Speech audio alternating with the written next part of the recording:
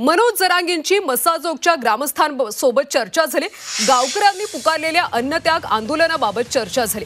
25 फेब्रुवारीपासून मसाजोग ग्रामस्थांचं अन्नत्याग आंदोलन सुरू आहे। मनोज जरांगे देखील आता या अन्नत्याग आंदोलनात सहभागी होणार आहेत। देशमुख कुटुंबाला उपोषणाला बसण्याची वेळ येऊ देऊ नका असा इशारा मनोज जरांगेंनी सरकारला दिला। फडणवीस हुशार आहेत, ते तशी वेळ येऊ देणार नाहीत असं सुद्धा जरांगेंनी म्हटलं।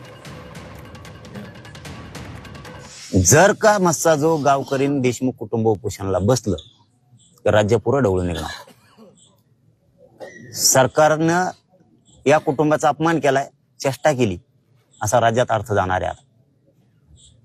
देवेंद्र फडणवीस साहेबांनी हे समजून घेणं लय गरजेचं आहे की तुम्ही गुंड सांभाळायला लागलात, त्यांचं वर्चस्व तुम्ही नष्ट गुंडाचं करू नाही लागले असा मेसेज जाणार आहेत।